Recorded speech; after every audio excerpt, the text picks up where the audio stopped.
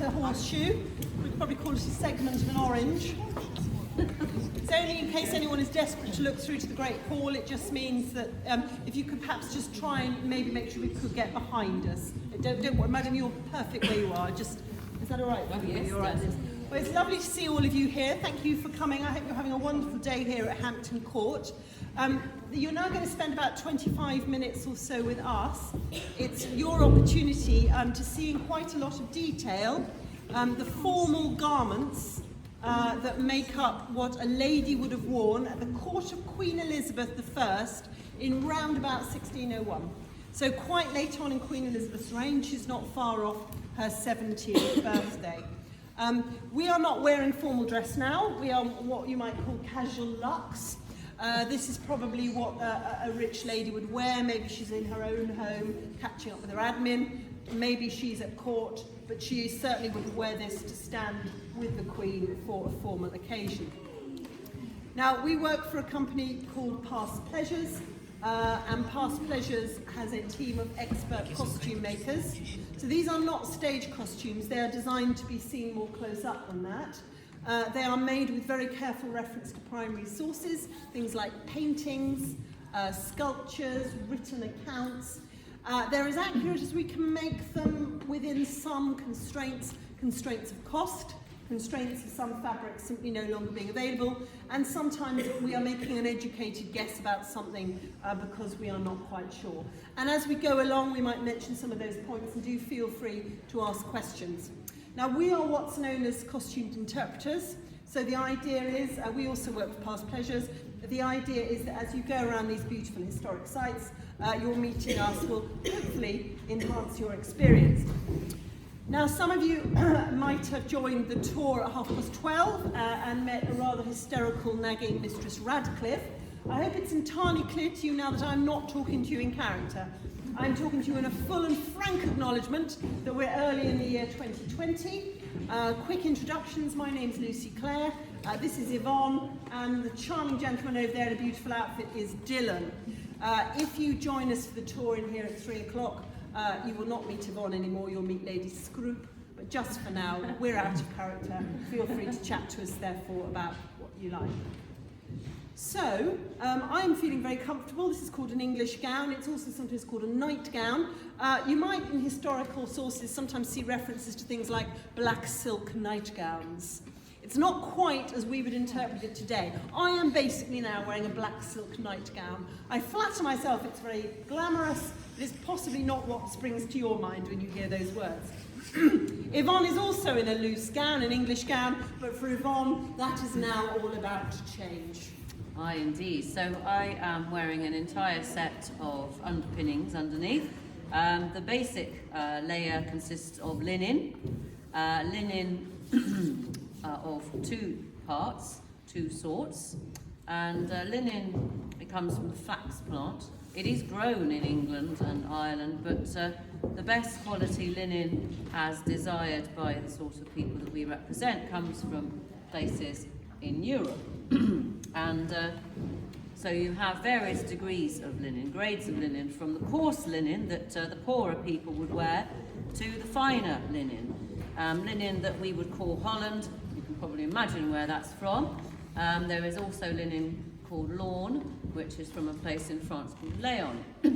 Now the linen that I am wearing consists of a top part, which is the smock, and that is down to the wrists and below the knees. You also have here a petticoat. Now this linen is of a high grade quality, and the finer linens would have had the added benefit of being bleached white, as reflective in the status of the person wearing. Over the top of those linens I'm wearing what would have been called a pair of bodies at this time. It might appear to you to be a corset.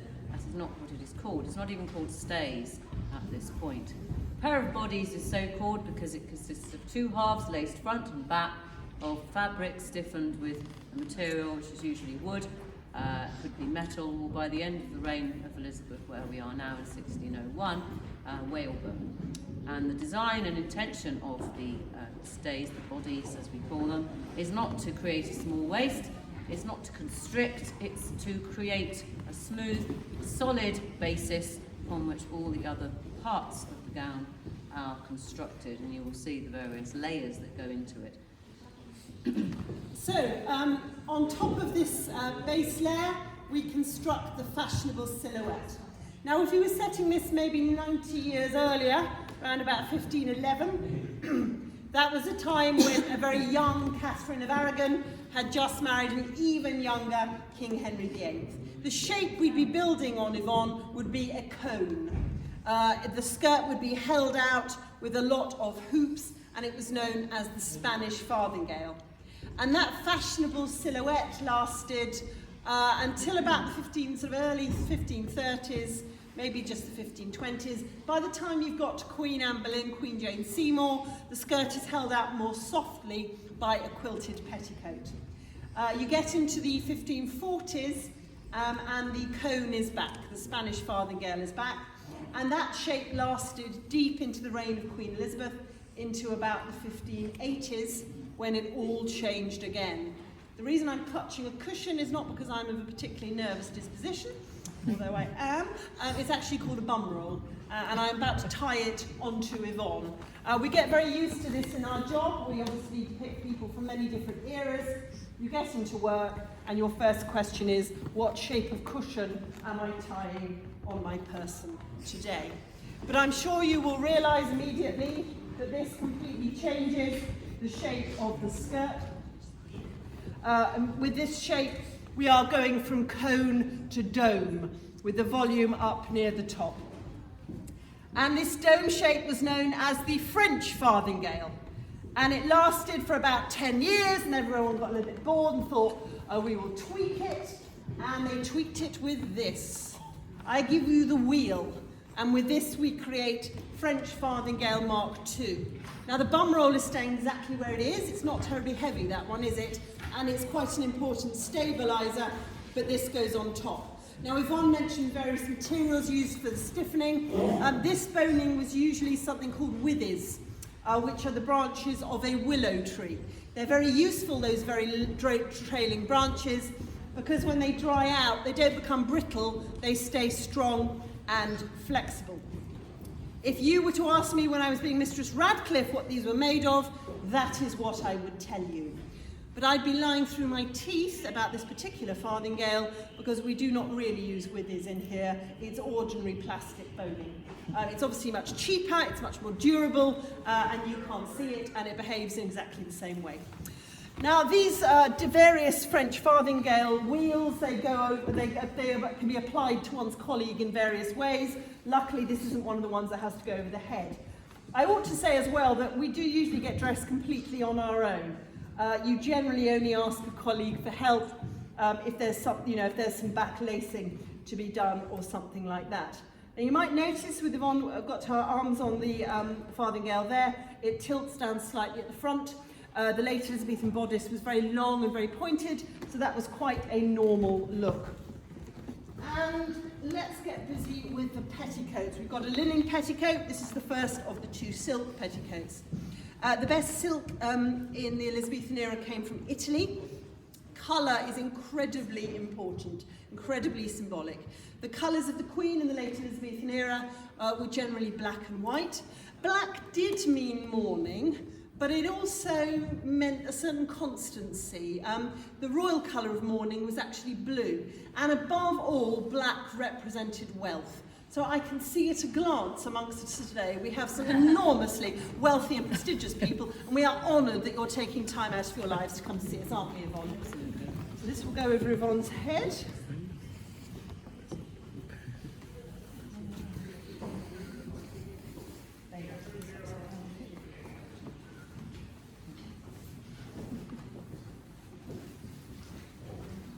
Always a good idea to make sure you're putting the costume on not upside down. That didn't happen.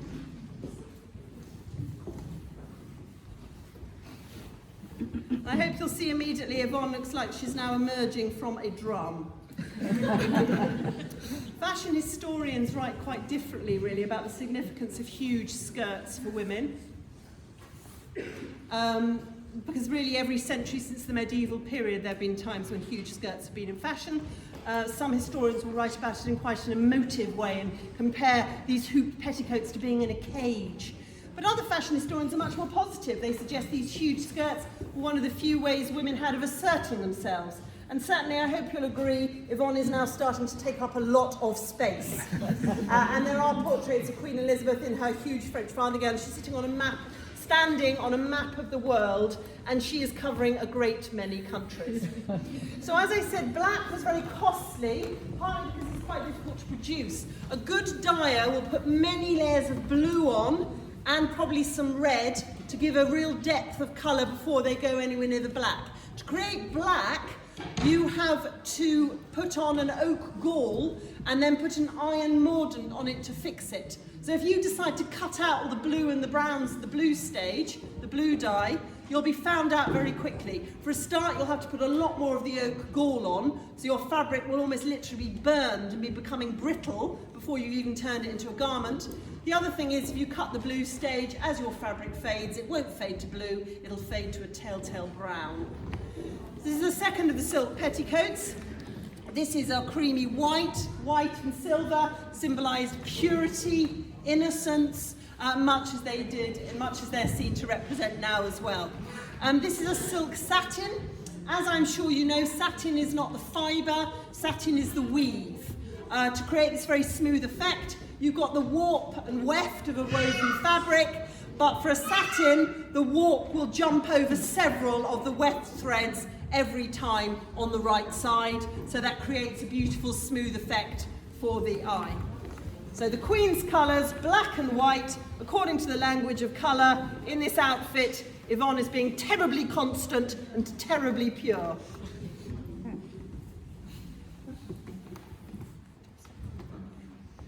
So anyone wearing blue, madam, we are very, very grateful you have come clearly with all that blue, loud and clear, in a spirit of friendship. Thank you so much. Over there, I think I can see some blue-grey. I'm feeling a little intimidated by you, sir. That blue-grey is proclaiming you are simply chock full of knowledge. The gentleman behind you, that seems to be a grey you are wearing.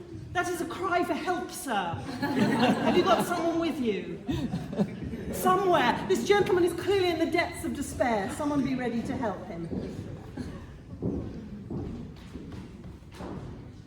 You might be able to see as well around the edge of this farthingale, you've got this tuck going on. That came from the bum roll stage, French Farthingale Mark I, when the ladies realised they were tripping over their hems. But often a practicality does turn up being an aesthetic effect instead. It's hard to believe Queen Elizabeth would ever stand there while the ladies engaged in these creative effects with the pins. We can imagine that for Queen Elizabeth's outfits, one of the ladies would be the stand-in and the others arrange the tucks. Having got the petticoat on, we now apply the top half. By this stage, it's quite all right to call a bodice a doublet. Those masculine terms were also being applied to ladies' clothes. Just before we put it on Yvonne, I'm going to give you a privileged glimpse of the inside, because we're actually very proud of all those patches. These clothes are obviously made using very expensive materials. They're designed to last for a long time. We're going to report that under the arm when we get back. And the maintenance is just as important part of the expertise that goes into these costumes as the construction. You might also notice there are absolutely tons of fastenings. That's because very few of the costumes are made to fit us. Generally, when you put something on for the first time, you just hope that there's going to be a set of fastenings that suit you. But as I put this on Yvonne 2.5 hours ago, unless you've had something very strange for lunch, Yvonne, we should be all right. These are very big sleeves, a typical late Elizabethan. We've seen from records references to sleeve farthingales, so it's possible that sometimes there was a separate structure that went on there. So I'm going to lace this up now. Just a little geeky word about lacing. A lot of lacing was done in a spiral. And the advantage of spiral lacing is that when you've done it, it's easier to adjust it top and bottom if you've got a long line of holes. But with spiral lacing, if the holes are not arranged in a particular way, you will end up with the two sides at the top being offset. Now that doesn't seem to have bothered ladies particularly. We've got plenty of portraits and the sides are offset. However, I don't want this to end up offset, so I'm not going to spiral, my friends. I'm going to cross-lace. You won't be able to, I know. You won't be able to see it when I've finished, and there are actually plenty of examples in portraits as well of cross-lacing. They're just not so English. And so without any further ado, I will stop talking and get started. Well, you're probably wondering what we've done with our hair. If you're not, then, well, I'm going to tell you anyway. You may well have noticed that we have these two marvellous mounds at the front of our hair. Very fashionable at this point in Elizabethan history. In fact, the dressing of hair is something very interesting altogether. Women were expected to cover their hair once they were married, and it was only unmarried women and girls that didn't. And Queen Elizabeth, as she never got married, I suppose she had a licence to have her hair uncovered as she wanted. And so what we've done with our hair here would have been achieved with the creation of what were called hair rats. Now, you will probably notice when you brush your hair that you have a few hairs on the hairbrush. Now, Tudors didn't brush their hair, they combed it, they brushed clothes. But they would have had the same small amount of hair each time they combed it. And if you gather up that hair and wind it round itself, you will eventually create a little body of a rat. Your own personal hairpiece.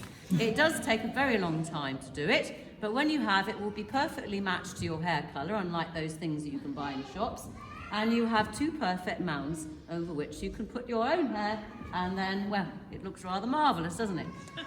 Now, Queen Elizabeth herself, as her hair grew greyer and thinner as she got older, was clearly unwilling to surrender to ageing and started to wear wigs. Now, there was, unlike in today's time, no shyness about the fact she was wearing a wig. In fact, it was so expensive a business having a wig and maintaining a wig that it was something of a feature.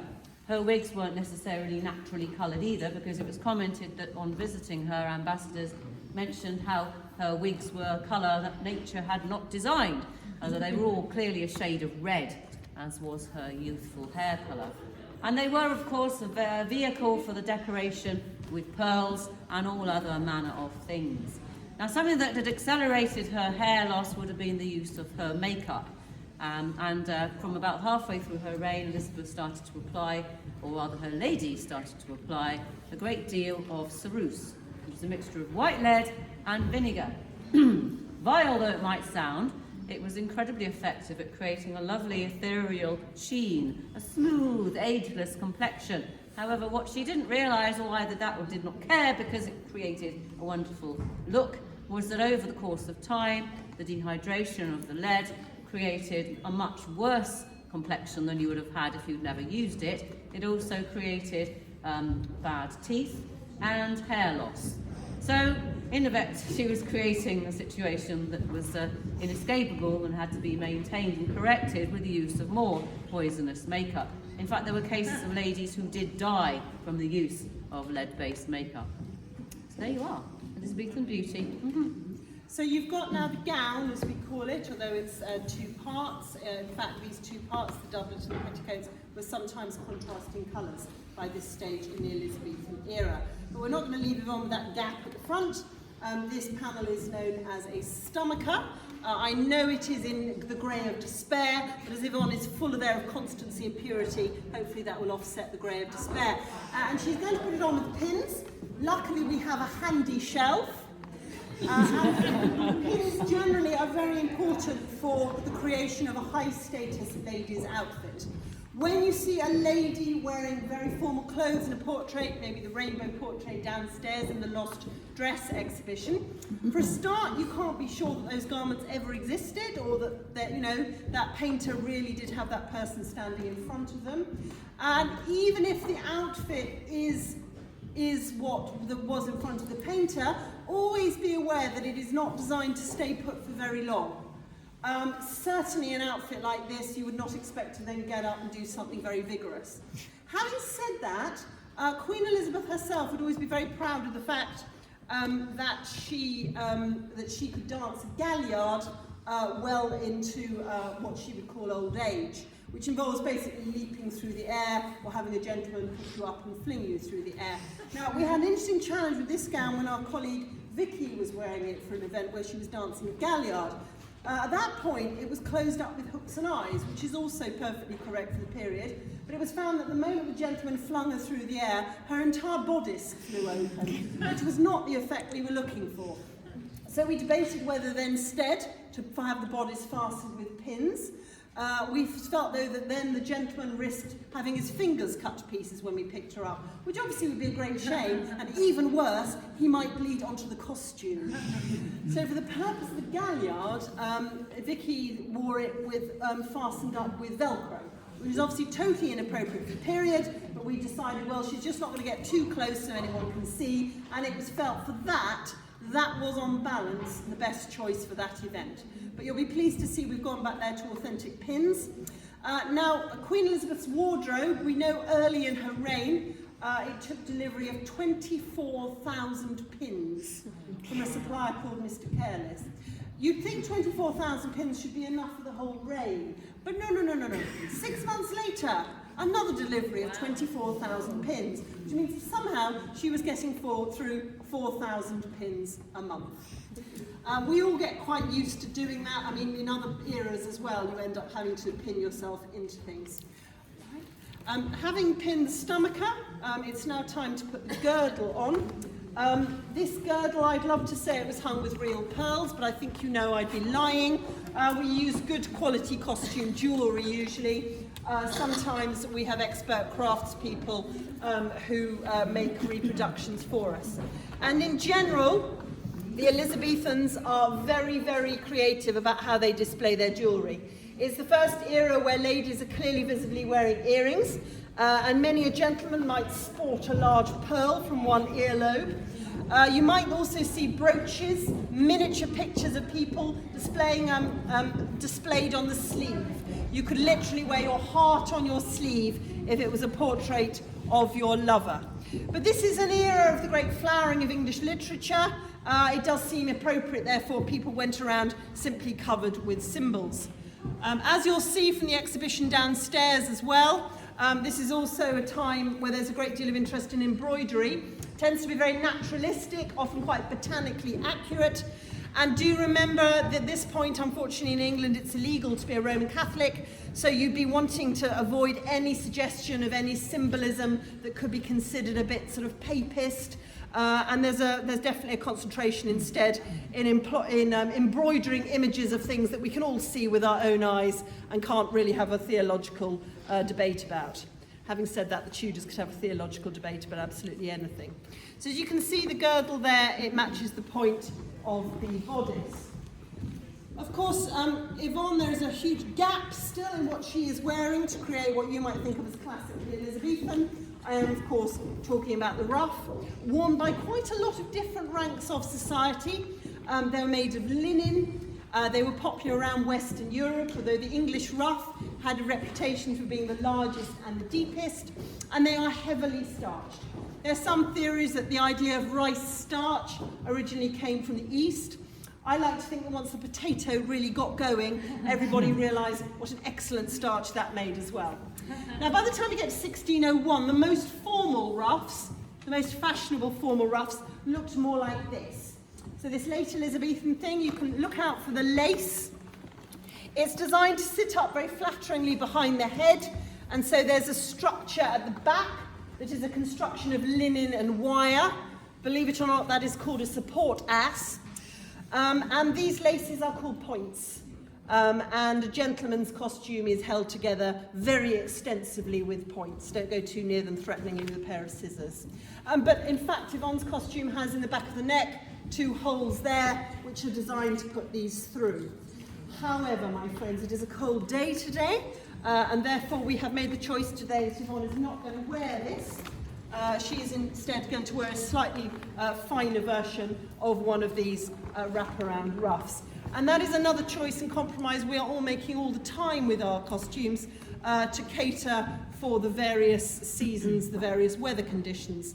We all get quite adept at working out just how many layers of thermals we need to wear under which costume. So these ruffs were starched, and different colours of starch were available. Blue starch apparently was one option, although as blue was the royal colour of mourning, I don't quite know whether that would have been popular around the court of Queen Elizabeth. Red, of course, was seen as a wise choice for warding off displeasant airs. It was seen as a very good idea to be wearing a red petticoat. It is also, of course, a badge of great power, and those of you of high quality, your reds would have been the expensive type that came from the Kermes insect, I do not doubt. Although a softer red from the madder root had also been been used since the medieval period. So, Yvonne is nearly ready. She is busy dressing herself, getting ready to come down and be Lady Scroope. She glances at the clock. How much time does she have left? Does she have only the usual 30 seconds, or does she have a luxury 3 minutes? She has the 3 minutes. So she places the pearls around her neck and takes a moment in the mirror. How is she going to drape them today? Will they be flowing loose and free? Will they be knotted around? That is the final stage, completing her outfit to depict a lady formally dressed for the court of Queen Elizabeth. Thank you.